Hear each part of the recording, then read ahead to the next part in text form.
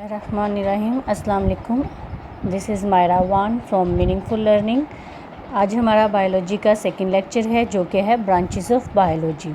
Biology को हम animals के या ऑर्गेनिज़म्स के सारे एस्पेक्ट स्टडी करने के लिए हम उन्हें under one science biology study नहीं कर सकते थे, इसलिए हमने बायोलॉजी को बहुत सारी ब्रांचेस में डिवाइड कर दिया है ताकि ऑर्गेनिज़म्स को स्टडी करना इजी हो जाए। आइए देखते हैं कौन कौन सी हैं बायोलॉजी की ब्रांचेस। पहली ब्रांच है मॉर्फोलॉजी।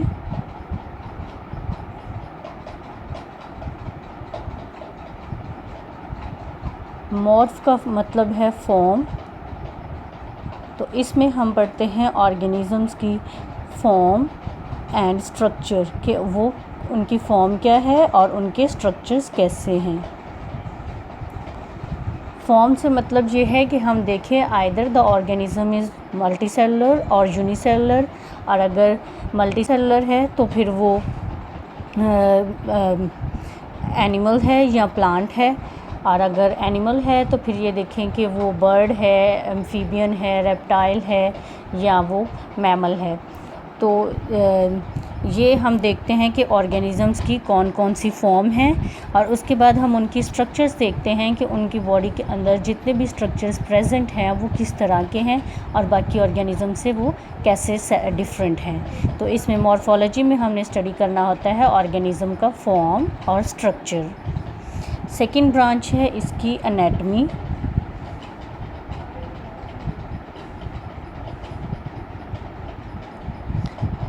एनाटमी में हम ऑर्गेनिज़म्स के इंटरनल स्ट्रक्चर्स स्टडी करते हैं।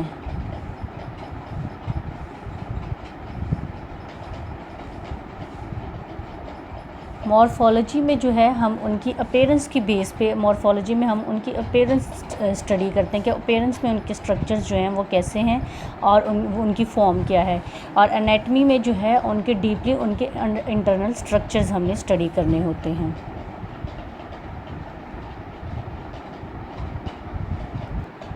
थर्ड ब्रांच है हिस्टोलॉजी।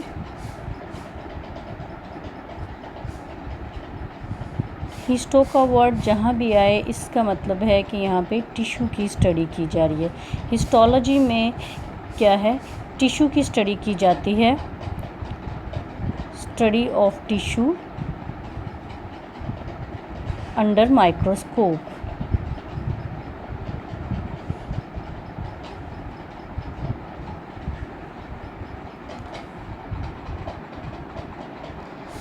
माइक्रोस्कोप के अंडर टिश्यू को स्टडी किया जाता है।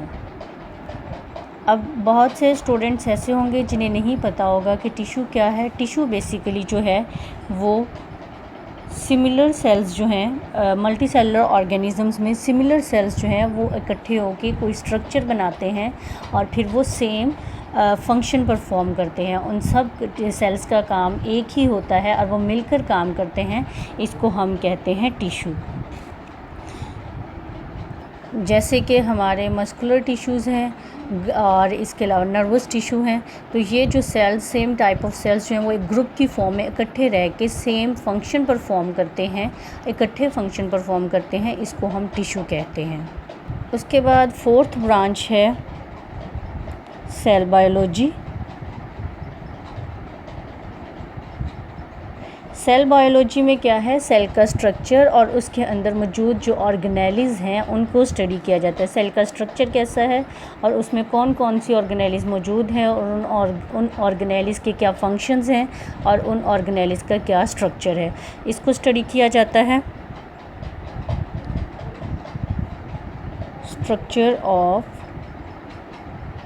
Structure and function of cell and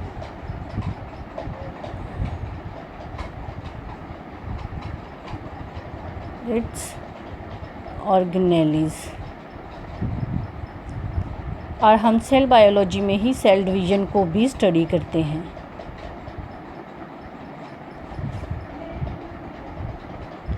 fifth branch जो है फिजियोलॉजी।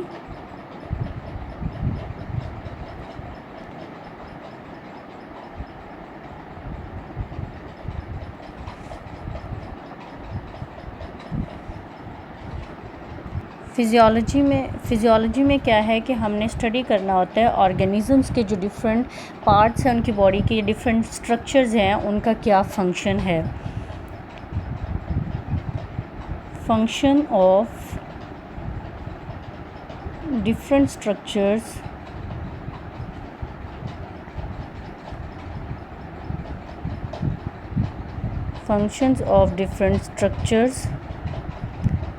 present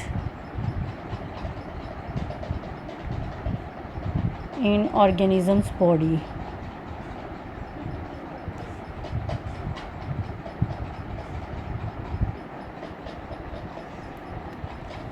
मतलब किसी ऑर्गेनिज़म की बॉडी में जो भी उसके डिफरेंट पार्ट्स या डिफरेंट स्ट्रक्चर्स प्रेजेंट हैं, उनका क्या रोल है और उनका क्या फंक्शन है।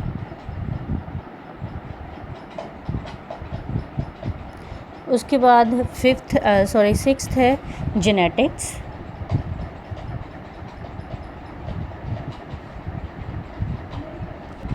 जेनेटिक्स में क्या है, जीन्स का रोल पढ़ा जाता है कि जीन्स जो है वो इनहेरिटेंस में किस तरह से अपना रोल प्ले करते हैं। Role of genes in inheritance.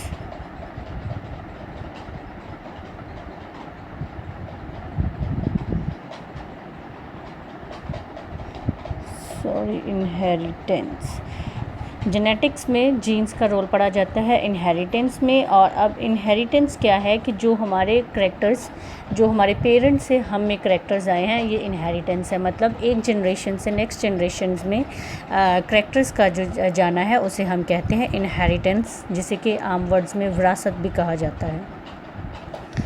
उसके बाद 7th है एम्ब्रियोलॉजी।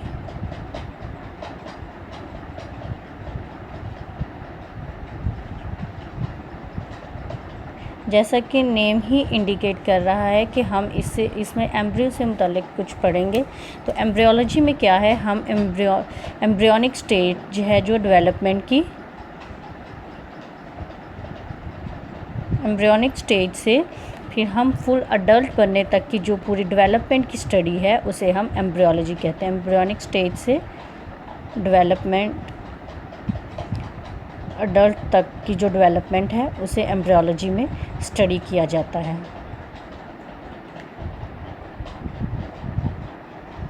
उसके बाद है 8th है टेक्सोनमी।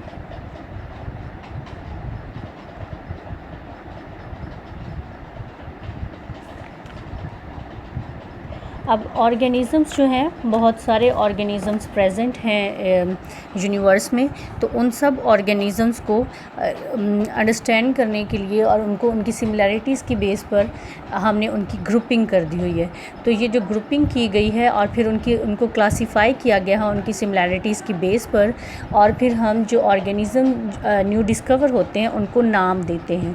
तो इस सब को जो ऑर्गेनिज़म्स की ग्रुपिंग, उनकी क्लासिफिकेशन और फिर उनकी नेमिंग, इसको कहते हैं टेक्सोनमी। जब भी कोई न्यू ऑर्गेनिज़म डिस्कवर होता है तो उसके लिए न्यू नेम जो सजेस्ट करना होता है वो ज़ूलॉजिस्ट या बॉटनिस्ट, जो भी माइक्रोबायोलॉजिस्ट, उनका काम होता है। तो वो जो न्यू नेम देते हैं वो भी it also falls under taxonomy. Grouping, classification and naming of organisms, हम ये स्टडी करते हैं टेक्सोनमी में। उसके बाद नेक्स्ट 9th है पैलियोंटोलॉजी।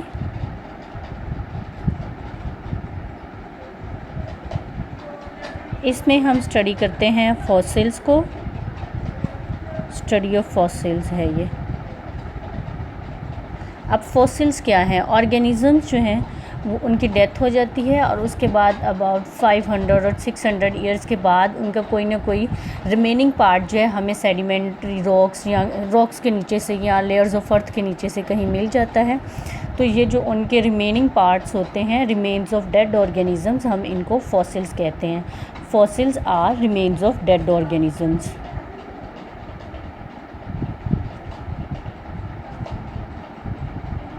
बाज़ औक़ात ये फॉसिल्स जो हैं ये उसी फॉर्म में प्रिज़र्व होते हैं जिस फॉर्म में ऑर्गेनिज़म उस वक्त होता है जब वो अलाइव होता है, और बाज़ औक़ात इनमें कुछ चेंजेस आ चुके होते हैं। तो इन फॉसिल्स को स्टडी करना ये it falls under पैलियोंटोलॉजी।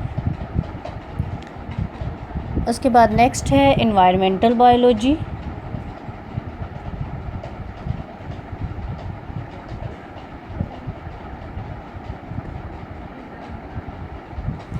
Environmental biology जो है ये हम इसमें ऑर्गेनिज़म का उसके एनवायरनमेंट के साथ जो इंटरेक्शन है और उसका अपने एनवायरनमेंट में जो रोल है उसको स्टडी करते हैं। इंटरेक्शन ऑफ ऑर्गेनिज़म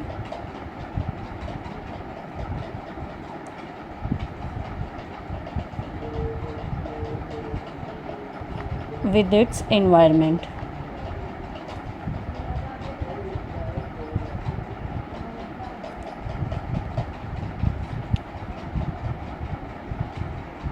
इंटरेक्शन मतलब कि किस तरह से जो ऑर्गेनिज़म्स हैं वो इन्वायरमेंट में चेंजेस जो होते हैं उनसे वो उन पे इफ़ेक्ट करते हैं, और किस तरह जो ऑर्गेनिज़म है वो खुद इन्वायरमेंट को इम्पेक्ट करता है। ये उसका हमने इंटरेक्शन पढ़ना होता है कि वो अपने इन्वायरमेंट के साथ उसका क्या इंटरेक्शन होता है, और सिर्फ चेंजेस नहीं बल्कि जो एक कांस्टेंट वहाँ का इन्वायरमेंट है उसके मुताबिक वो खुद को वो कैसे अडेप्ट करता है और कैसे उस इन्वायरमेंट में रहता है। इसे हम कहते हैं एनवायरमेंटल बायोलॉजी।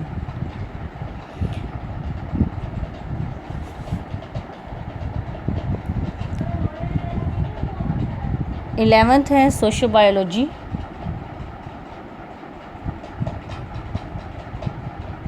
जो ऑर्गेनिज़म सोसाइटीज़ बनाकर रहते हैं उनकी एक सोशल लाइफ होती है, उनकी स्टडी की जाती है सोशल बायोलॉजी में।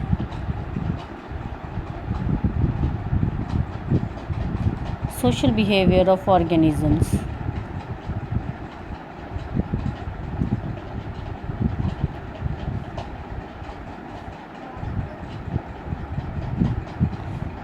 ऑर्गेनिज़म्स कौन से? That make societies.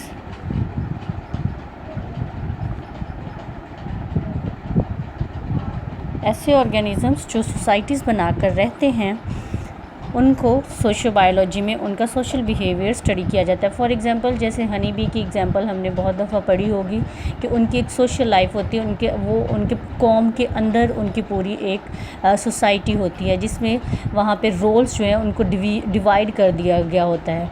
एक क्वीन भी होती है जिसका कि सबसे मेजर रोल होता है, उसने एग्स ले करने होते हैं। ड्रोन्स होते हैं, इसके अलावा वर्कर बीज़ होती हैं। कुछ बीज़ ऐसी होती हैं जिन्होंने कि उनके कौम को प्रोटेक्ट करना होता है, कुछ बीज़ ने बाहर से नेक्टर कलेक्ट करके लाना होता है। तो ये जो उनका सोशल बिहेवियर है अपनी सोसाइटी के अंदर, इनको स्टडी किया जाता है सोशल बायोलॉजी के अंदर। उसके बाद 12th है पैरासाइटोलॉजी।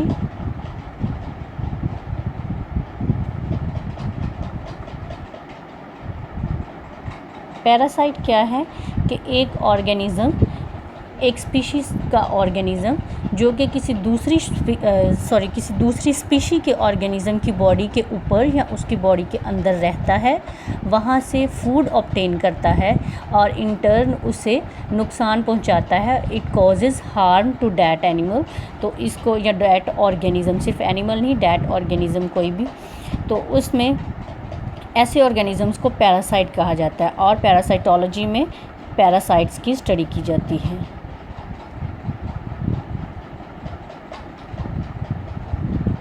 पैरासाइट ऐसा ऑर्गेनिज़म है जो कि किसी दूसरी स्पीशी के ऑर्गेनिज़म की बॉडी के ऊपर या अंदर रहता है और वहाँ से फूड लेता है और इन टर्न उसे हार्म कॉज करता है।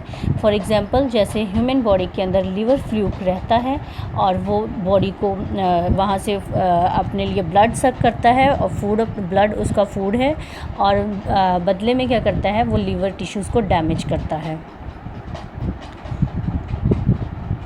नेक्स्ट है 13 biotechnology.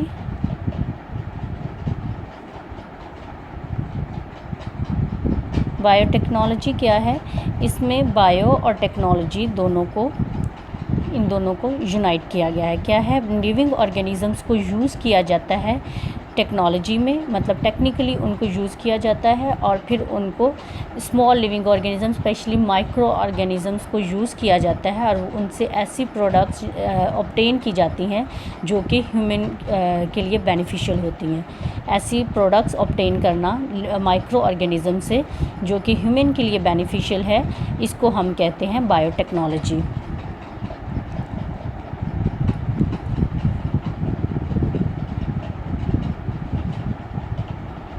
Use of microbes micro organisms को ही कहते हैं use of microbes to make products या substances that are beneficial for humankind।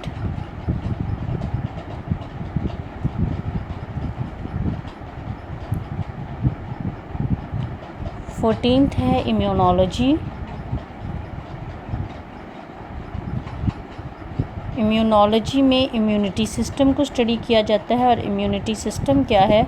हमारी बॉडी के अंदर सर्टेन प्रोटीन्स या अदर मैक्रोमोलिक्यूल्स प्रेजेंट हैं जो कि फ़ाइट करते हैं अगेंस्ट पैथोजेंस। पैथोजेंस होते हैं foreign invaders, foreign organisms that cause disease in animals body. ठीक है, ऐसे ऑर्गेनिजम्स को पैथोजेंस कहते हैं। हमारी बॉडी के अंदर कुछ मैक्रोमोलिक्यूल्स प्रेजेंट हैं डैट फाइट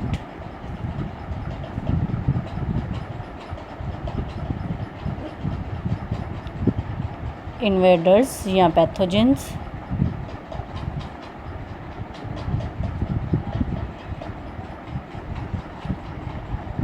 ये जो पैथोजेंस हैं ये माइक्रो ऑर्गेनिजम्स होते हैं जो कि हमारी बॉडी में डिजीज़ कॉज करते हैं। तो हमारी बॉडी के अंदर एक कुदरती निज़ाम प्रेजेंट है जिसे हम इम्यूनिटी कहते हैं या क़ुव्वत मदाफ़त कहते हैं, जो कि इन पैथोजेंस के अगेंस्ट फ़ाइट करते हैं और हमारी बॉडी को इनसे प्रोटेक्ट करते हैं। हर वक्त कोई ना कोई पैथोजन हम पे अटैक करता होता है, लेकिन उनके खिलाफ वो सब के सब हमारे लिए डिज़ीज़ हमारे अंदर डिज़ीज़ कॉज नहीं करते। उसके रीज़न ये है कि ये मैक्रोमोलिक्यूल्स उनसे फ़ाइट करते हैं और हमें इनके अगेंस्ट प्रोटेक्ट करते हैं। तो इसको कहते हैं इम्यूनोलॉजी।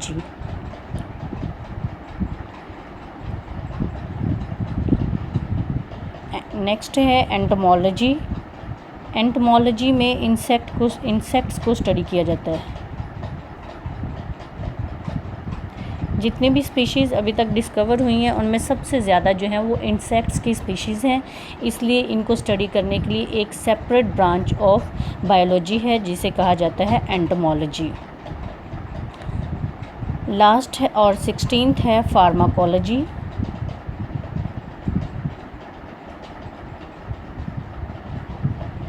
फार्मा में जहाँ भी आप देखें फार्मा का वर्ड ये हमेशा मेडिसिन से मुतल्लिक होता है, मेडिसिन और ड्रग्स से मुतल्लिक होता है।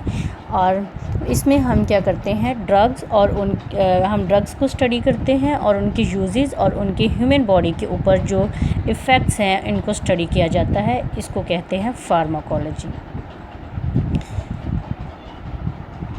Thank you very much. आज के लिए इतना ही। अगर आपके जहन में कोई क्वेश्चन हो तो वो आप इस वीडियो के अंडर पूछ सकते हैं।